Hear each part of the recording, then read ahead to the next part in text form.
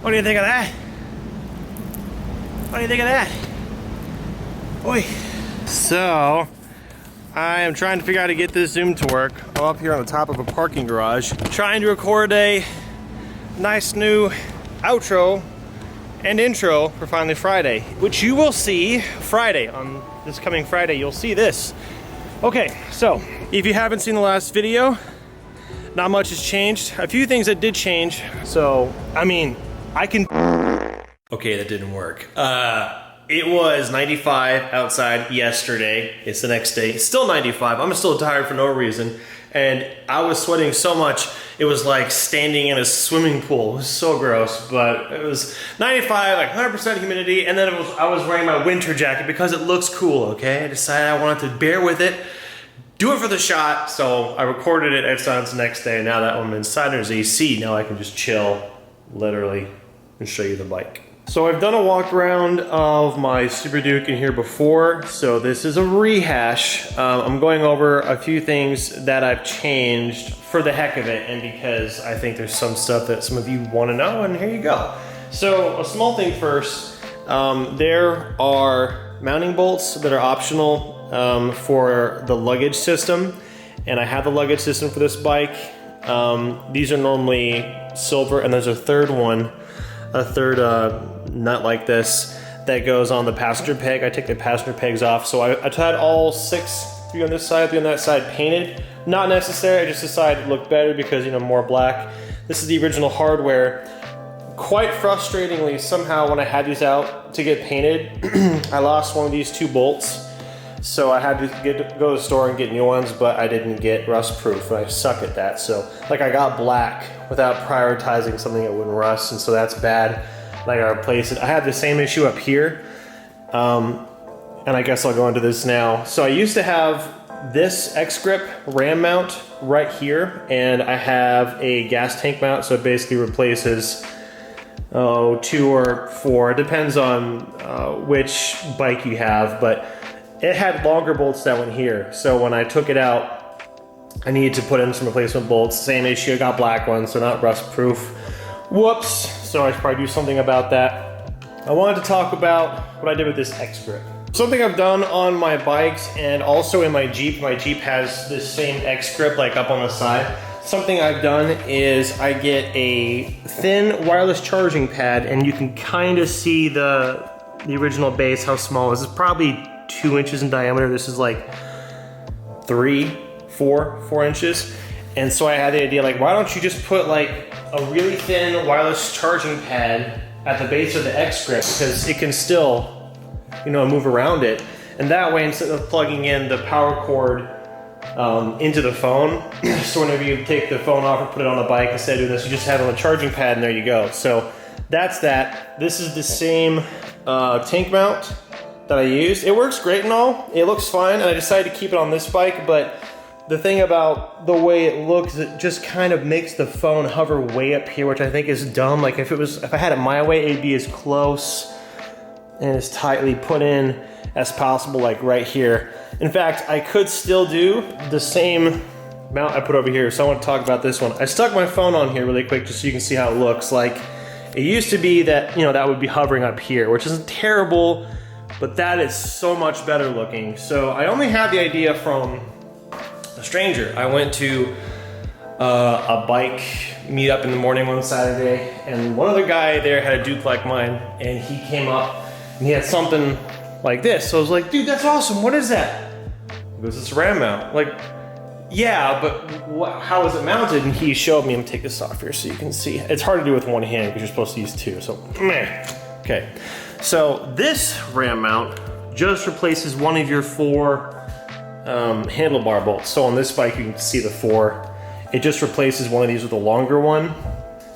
Then you got your ball joint, and then I just took the existing X-Grip and put it on there. And there you go. So now I put the phone, like, you know, parallel to that screen. It looks really good. So that's just a little thing I'm happy about. That's a really cheap thing to do. I wasn't talking about the wireless charging pad, but that is, I guess, fairly inexpensive. I think it's like $13. And you have to run a power cable down to the back like you would if you wanted to plug your phone in. This ram mount is like $10 or something. So if you get this bike specific, I think this is probably the best phone mounting option. So I haven't seen anybody else do that, like integrate wireless charging into a ram mount. So, you know, it works, and that's that. I know some of you guys are asking, so I wanted to show you my wireless mount. I thought it'd be good to take off the tail cover and show you a couple things that are going on in here. Mainly is, let's see if I can get it out of here. It's a mess. This is the dual USB port. I only use, come on camera, I only use one of the ports on there, but that connects in the same, man, it's hard to do with one hand. It connects in the same place where a tender does. So if I were to disconnect this, this is a tender lead that goes to the battery, and then this whole thing is just the USB. So you plug it in there and there you go. And the reason for that is then you can just disconnect that and then put the bike on the tender, which I do often, instead of having like 2 sets of leads going to the battery. Now this is a whole bunch of modules, if you want to take a quick look at them, that I will kind of mention later. They're just put back here. And yeah, so that's the USB thing that I use to run up here. On my other bikes, I would usually use that second USB to run a power cable for like a GoPro up here, but I haven't, what's the word? Found it necessary, so it's just this one. Let's get this out of the way. Let's talk about the tape. So when I had this in here last time, I had a lot of gaffer's tape on here. I still have a lot of tape on here, and I don't have a problem with it. I didn't clarify when I showed last time that a lot of tape, namely the tape on the headlight, was just temporary.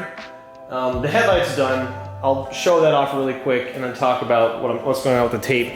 So normally, take this off. These just stick on with dual lock tape. Normally it's completely transparent all the way through, and then there's a large piece of orange trim inside. And originally my plan was to, you know, take the headlight off, and I've had it taken off several times at this point. Have the headlight taken apart like you would with a normal headlight, like heat it up, you know, remove the glue, get inside, take those orange pieces out and paint them black, and then I've been happy with it. But I was gonna say it's impossible. Technically, apparently it's not impossible to do, but I have been unable to find anyone in the US who can do it. I've seen images of this having been done in like Germany and other countries. So I know it's possible, but it's apparently just really difficult. So given how much time it would take and how much money it would cost to have it done the way I wanted, my cheaper roundabout solution was taping off the edges so you don't see the orange, which I had originally done with tape and it looked cruddy. I posted pictures on Instagram, but I had a guy wrap it in this area, and then that was around what would be these acrylic covers, which, I mean, you get the idea. I can't stick this all with one hand, but now it looks really clean, looks really blacked out. It's non-permanent because short of painting it, I don't know how to do a good job without doing something permanent. I hate doing things permanently. So like wrap and then this acrylic. I think it looks great. I'm very happy with it. I don't see a need to, you know, have the headlight off my bike and be unable to drive it for weeks and pay hundreds of dollars to ship it and paint those orange pieces. I think that's great. I'm happy with it. So along with that, tape. Here's a good example of where I think tape is totally fine. This is just a piece of tape over like the information of the bike, like the VIN. You can just, at any point, if you need to, just peel that off. I don't care. But in the meantime, I mean, you can't tell it's there. It's just a black piece of tape. So people apparently had a problem with tape on my bike. Like, oh, it's worth so much money and you have a piece of tape on it. Dude, I don't care. Like, I put a Pootis bobblehead on my Jeep. That's like a toy, like as a hood ornament. Like, do you think I care? Something else to consider about the headlight is not just that I'm trying to get rid of orange for the sake of getting rid of orange and white. Like, I want it to be unique. So a nice thing about this headlight is I'm fairly certain no one has this generation Duke headlight like this. It's unique. Like, that's kind of the face of it. So, I mean, instead of having, you know, those orange pieces painted black, which has been done, this I'm pretty sure has not. I think it looks great. It's unique. That makes me like it more. And now I want to mention the big thing that happened to it. Why did this happen? Why did I do this? No good reason. So this has a Rottweiler Performance Stage 6 air system? I can't remember what it is. It's been a while. What this bike can do is it has an O2 sensor. It measures how much oxygen's in the air, and depending on that, it will then mix the air to fuel ratio. But it works up to a certain altitude or a certain amount of air. I'm not sure what that restriction was, but it has a replacement one that's better. So one reason I did that and one reason I can use that is because I went up Pikes Peak, where there's, you know, higher altitude, less air. Didn't even notice, which was cool, because I've been up on several vehicles. It's 14,000 plus feet. I did not feel any difference going up there. It just, you know, mixed it as I went up. So it was really awesome, it was wonderful. So that, and I went to a track day and I thought, well, I may as well get all the performance out of this bike that I can get. You don't need more power, right? It's already fast enough, and yes, it is.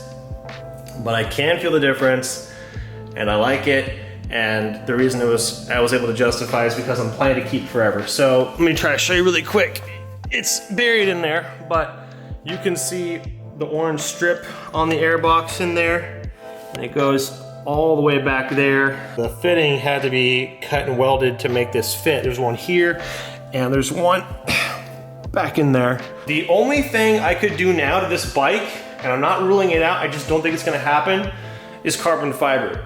I do like me some carbon fiber, but there's two reasons I haven't done it yet. One is because when it comes to cost benefit, in the case of this bike, carbon fiber would probably be the most expensive and least useful. Doesn't mean I won't still do it. Like, if I were to do one thing, carbon fiber wheels. They would look awesome. But those look fine.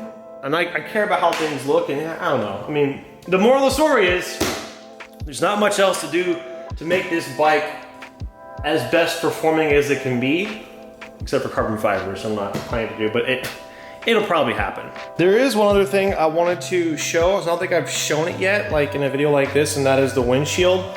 So these brackets up on the bar and all this, I put these on. They're entirely aftermarket, and I guess unless you have this bike, you wouldn't know that they are. I don't think they look very, what's the word, intrusive.